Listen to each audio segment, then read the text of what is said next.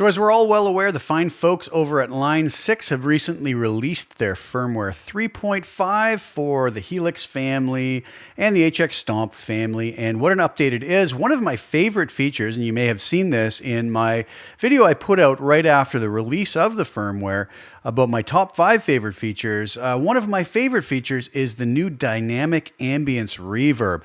Really interesting, cool, different reverb than anything we've had, and kind of allows us to get some very cool small room vibes. So without further ado, let's dive over to HX Edit and take a look and see exactly what this great new addition can do, the dynamic ambience. So here we are. I have a little preset I've set up here actually to shoot a different video too that's going to be coming out soon, but I figured I'm using the dynamic ambience on this and I'm going to just use it to showcase this. So we have this little tone here.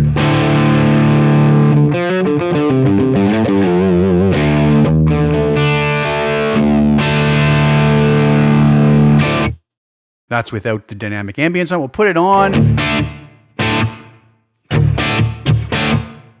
You'll hear it's a pretty subtle sounding reverb. Now let's take a look at what we have here. We have the room size, 8 meters, 10 meters, 12 meters, pre-delay, damping, diffusion, shape, which is very interesting, mix, low cut, high cut, level, and trail. So a lot of very typical controls on here compared to a lot of other reverbs.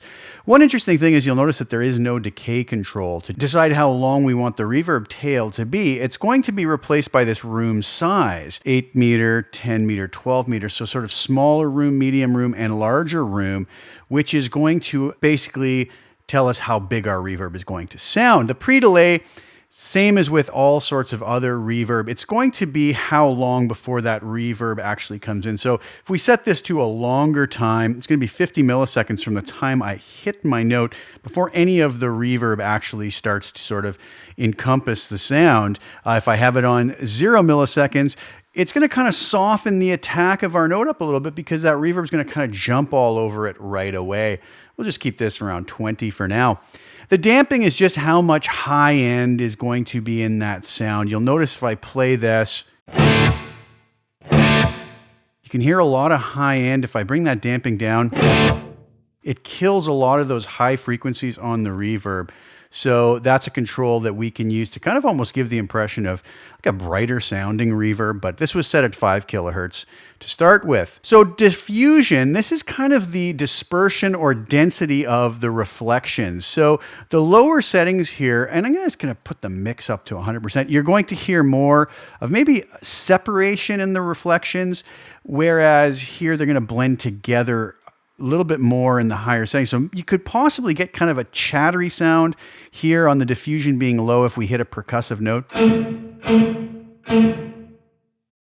If I go higher, I don't know if you notice it's a little bit of a smoother sound on the reflections. But that's sometimes a tough thing to even hear. But let's just leave that at 50.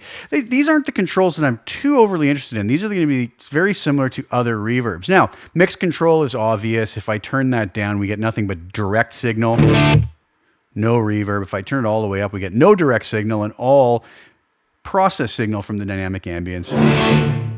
Right? And if we put it 50% in the middle, we get a balance of both.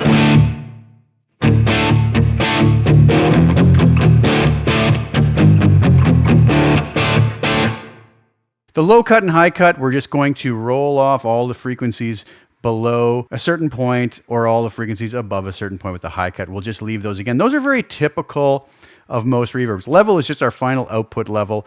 And as we know, trails is just whether the reverb is going to continue to decay when we do things like turn it off or change snapshots. So coming up to the room size, let's do this. Let's put the mix on 100% just so we can really hear everything here. And I'm going to go down to the 8 meter setting. 10 meter, 12 meter. Notice it just gets bigger.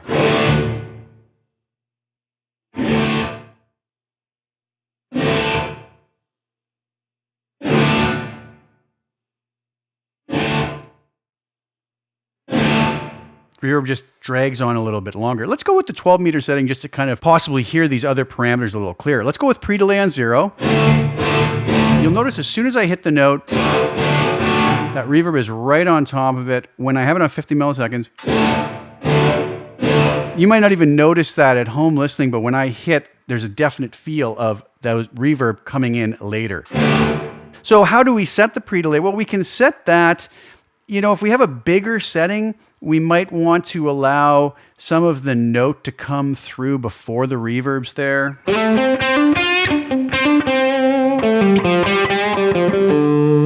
So we have like a high mix setting with the bigger room setting. We might not want this.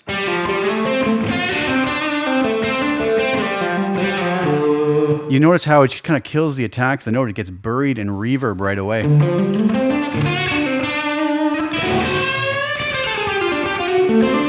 Almost giving a more distant sound, but if I was to bring that all the way up now.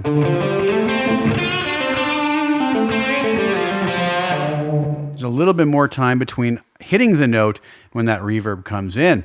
The damping we already talked about, and diffusion we talked about. We'll just leave those set there. Now the shape is really interesting. There's late and early. Bring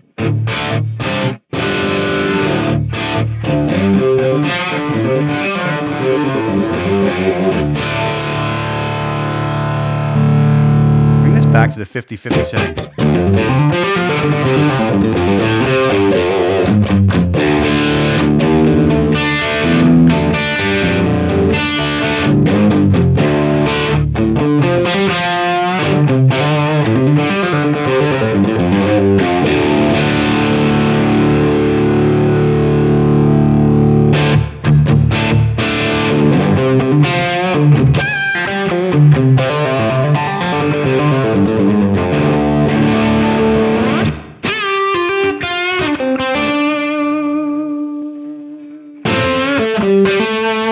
Again, we'll crank that mix up to 100%.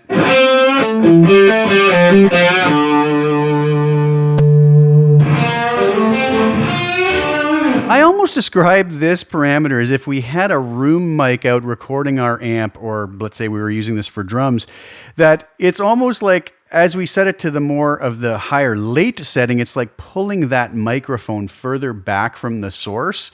I don't know if that's an accurate description, but it's kind of what I'm hearing. And if we had this early, it would be more like the ambience we would get from that mic being closer to the source, if that makes sense. So very, very cool setting. And I think that might be one of the most important parameters of this particular effects block.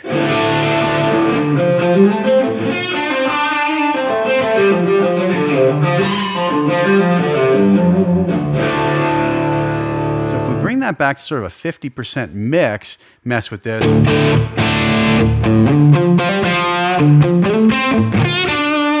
Really like what that's doing.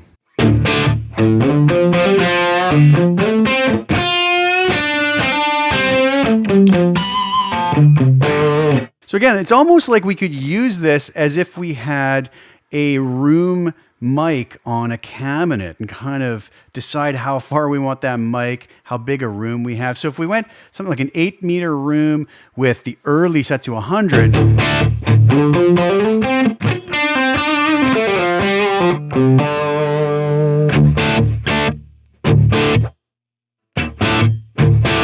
a much less overt setting, it almost sounds like just the tiniest of little rooms. Whereas if we go to the late setting here,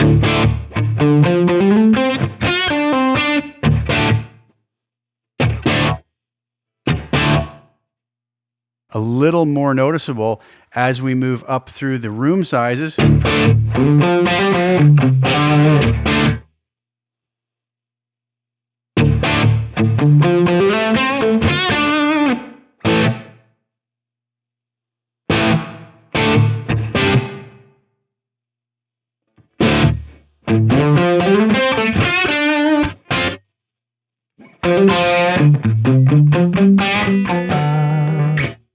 So really interesting and flexible control over a lot of kind of different parameters than we would normally get with most reverbs.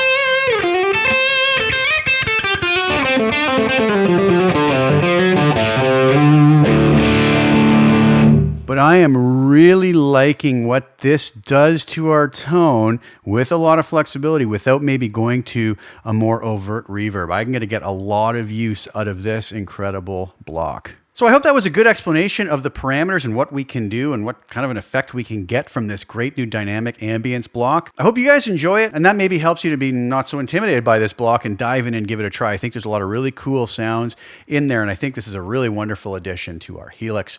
Hats off to the folks at Line 6 for continuing to make the Helix such an incredible unit even better. So thank you guys so much for adding this great block in here. And thank you guys so much for sharing your time with me and watching. Please like the video, share it with anybody who you think would get some use or enjoyment out of watching it. And also please subscribe to the channel and hit the little bell notification to get notified when I put new content out. I'll be back really soon with some more. Thank you guys again so much for sharing your time with me. Ciao for now.